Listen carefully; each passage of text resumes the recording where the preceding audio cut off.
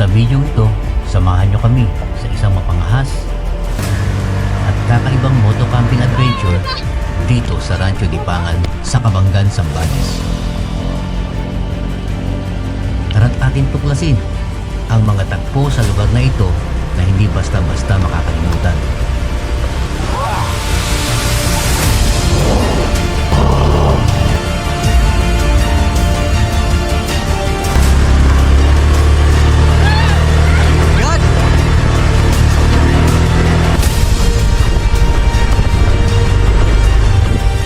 Kasama ko ulit ang aking mga kaibigan, kapatid, at pamilya. At kaya to. At ito Ano mo? ang Kadara. Bakit hindi alam kung kaya? Bakit hindi alam?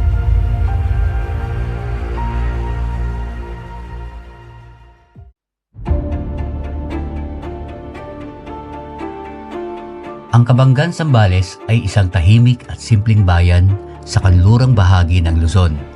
Kilala ito sa malinis na mga dalampasigan at magagandang tanawin na nagbibigay ng masarap na pahingahan para sa mga nagnanais ng simpleng bakasyon malayo sa ingay ng lungsod. Ang mga lokal ay mababait at may paggalang sa tradisyon kung saan makikita ang tunay na kultura ng mga taga-Zambales. Dito din natin makikita ang Rancho Dipangan.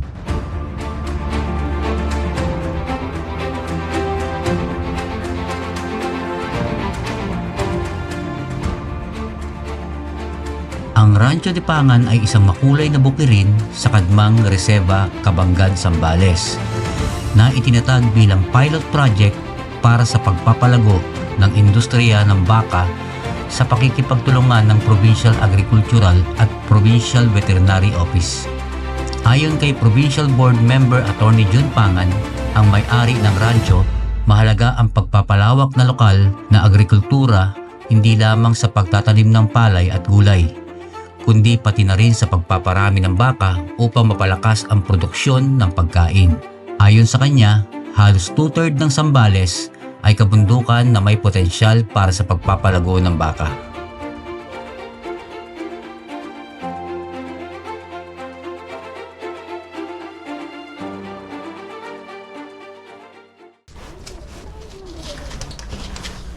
Bago tayo makarating sa Rancho Dipangan, maghahanda muna kami ng mga gamit.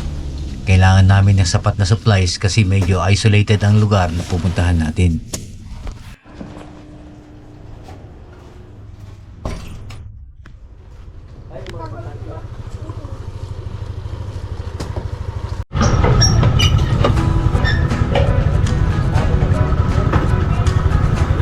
Sandal ko eh. Bumurang ito. Ikot na lang tayo.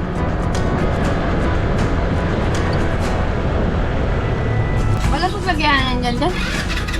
Ano? Sa puntong ito, dumaan muna kami sa isang grocery para bumili ng yelo at mga iba pang kailangan namin.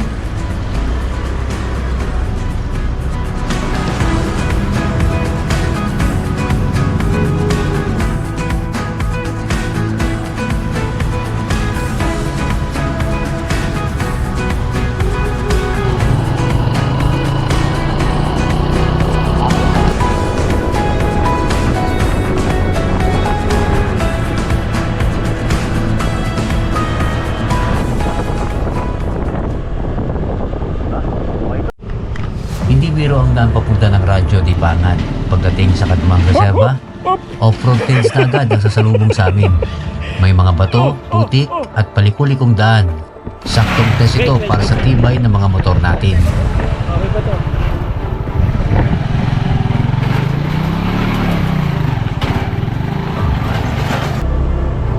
Palaban yung Honda rito ah.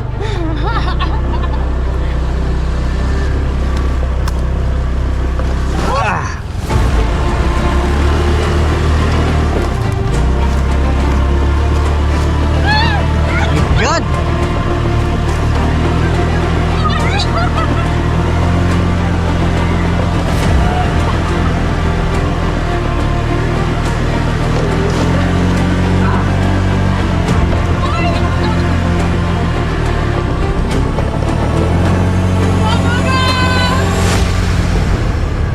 Pambira yan.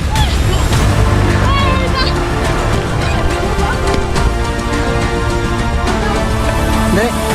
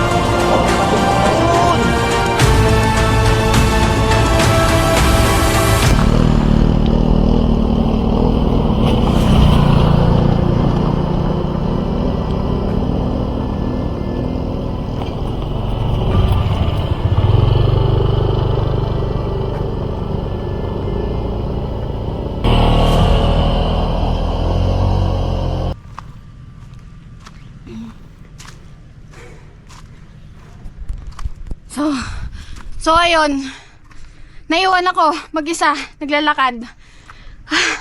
Kasi hindi marunong ang papa ko mag-drive. Mas maganda nang maglakad kaysa mabalian ako ng buto. Kawawa naman sila MJ. We're in the middle of nowhere. 175 yun. Kasi ang kalubit ng driver niya. Kaya ng kalubit niya, marami nang pinagdaanan niya. Diyan, dito. Isama mo ako sa vlog. Ni Papa. Papa, say hi guys! Oo, ilabas mo ako dito ha. Ito, itong isipin. Yan.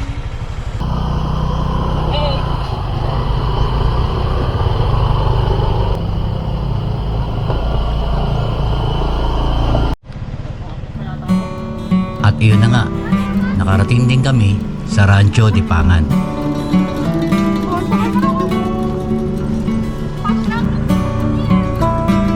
Sa puntong to, maghahanda na tayo ng ating pananghalian at kakain na. Gutom na kasi kami pagkatapos ng mahabang off-road na biyahe.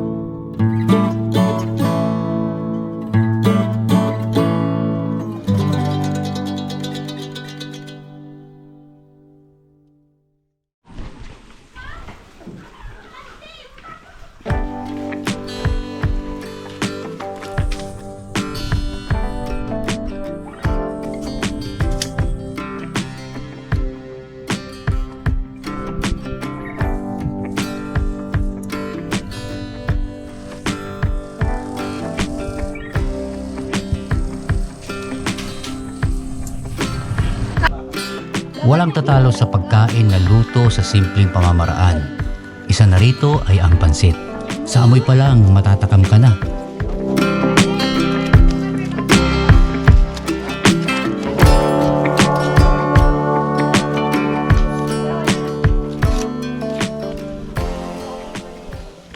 Yung gwapo kong anak na isa oh. Lobat na? Ulit. At syempre, ang masayang kwentuhan sa paligid pagkatapos kumain. Ng lupa. Yan, si Angeline. Oh. Tapos ito naman yung aking maskuladong anak. Oh. Siyempre. Wow. Wow! Ice cream yummy! Ice cream good! Ice cream yummy. Ice cream good. Hi guys! Welcome to our vlog. Ako mga MJ.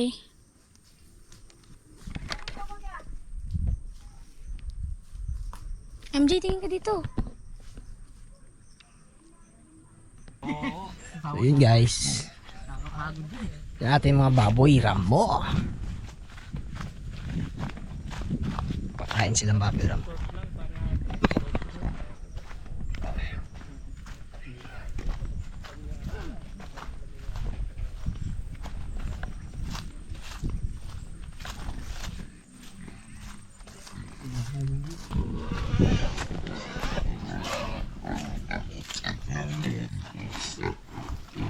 Feeds.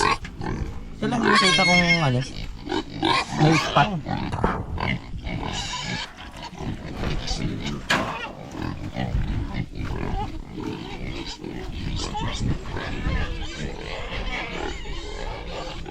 Nila nila yung magpapakain sa kanila.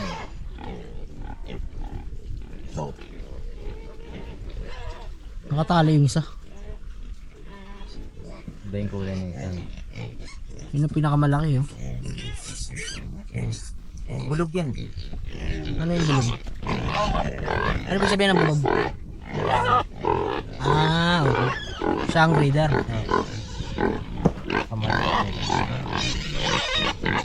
Hindi mo natali yan. Lahat tayo. Labas na.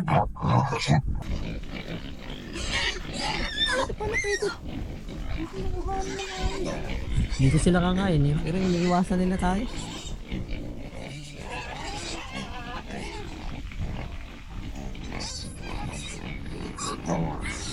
Wala silang pangil.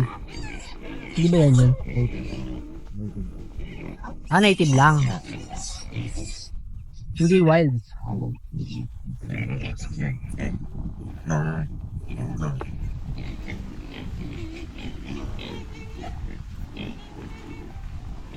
Yung isa yata yung ibang lahi. Ito lang yung spot.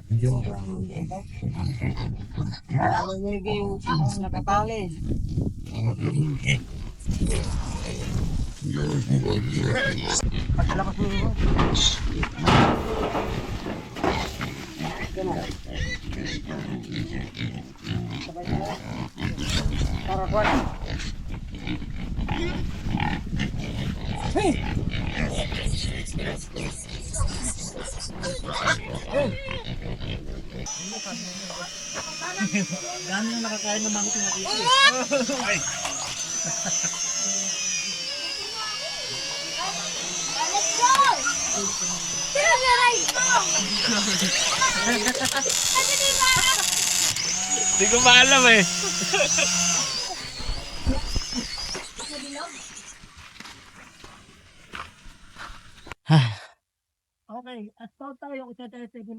Sa itaas ng kabundukan ng Rancho Dipangan, matatagpuan ang isang man-made fishing pool na may platform sa gilid ng burol. Hindi pwede. Dito sila mag-iisda eh. Mula rito, Wala palang tubig. makikita ang napakagandang tanawin ng mga bundok. Meron pa kayo dala-dala Isang perfect spot para magpahinga at mag-enjoy sa kalikasan. May fishing rod kami, wala palang pangisdaan. Wow, ganda dito. Tapos ito ang the best pa dito. Ang ganda ng tanawin.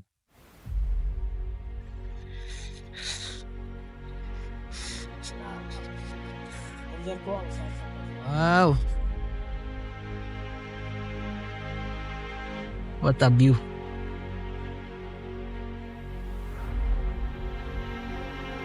Kitang-kita yung ano, no? Yung dagat. Saan? Ah, ayun, dagat na pala yun. Ayun yung Capones Island ng San Antonio. Ah, oo.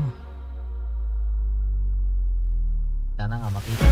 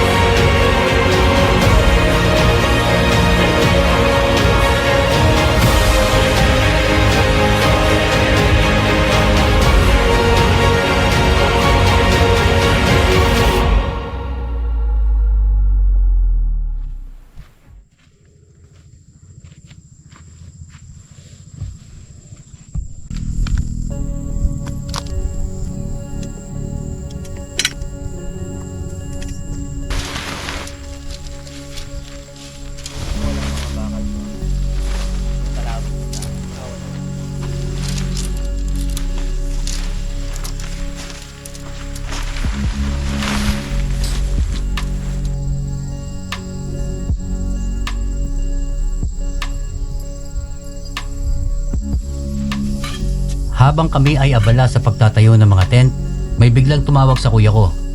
Humihingi ng rescue ang mga nauna naming kasama na umuwi kani-kanina lang. Kaya bang itaas? O kulang? Kulang yan. Sa kalaunan ay naayos din ang sasakyan. Pumutok pala ang gulong ng sinasakyan nila. Marami kasi ang matutulis na bato na naging sanhi para masira ang gulong na sinasakyan nila.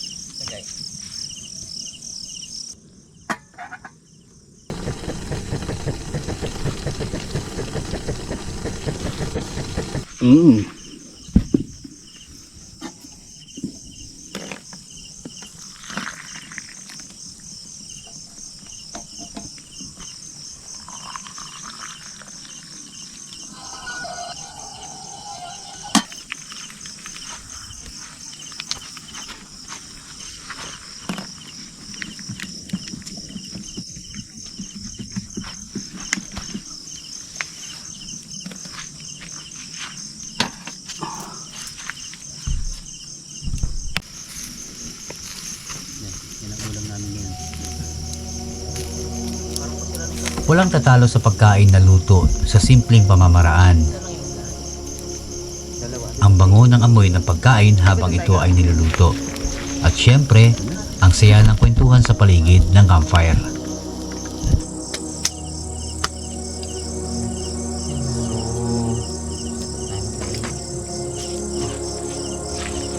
Sa gabi, tahimik ang paligid at tanging ang mga kuliglig lang ang maririnig. Wala ring ingay ng lungsod, kundi ang simoy ng malamig na hangin ng kabundukan.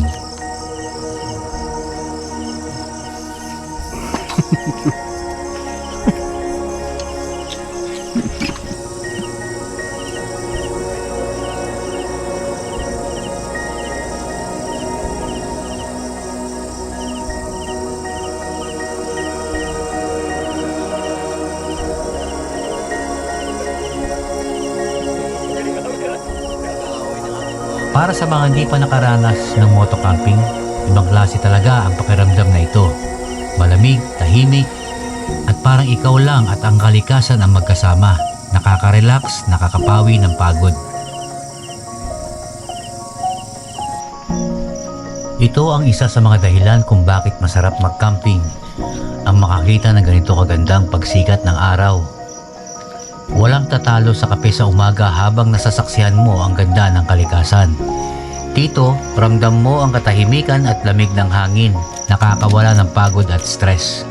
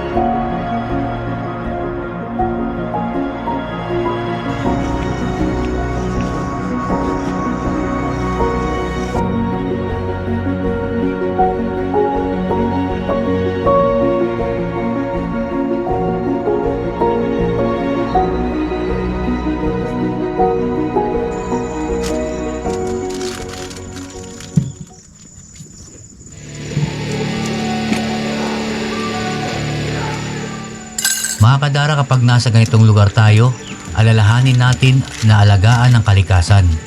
Linisin natin ang ating paligid bago umalis at iwanan ang lugar ng mas maayos kaysa sa atin itong dinatnan. So yun po mga kadara, pauwi na kami. Baka hindi na ako makakuha ng mga shots mamaya dahil ubos na rin itong aking memory card tsaka lobat na itong battery ng GoPro. So sa susunod ulit, sa mga susunod na vlog namin, siguro mostly concentrate muna kami sa party ng San Antonio dahil ilang 2 days at dalawang setup namin kasi nandito sa Kabanggan. So last na mga ito kay sa lugar ni Rancho Tipangan, kay Atty. Jun Pangan. Thank you dito sa pagpapagamit ng campsite mo. Alam ko gagawin mo itong susunod na campsite kasi napakaganda talaga ng area. Pwede siyang raw camping.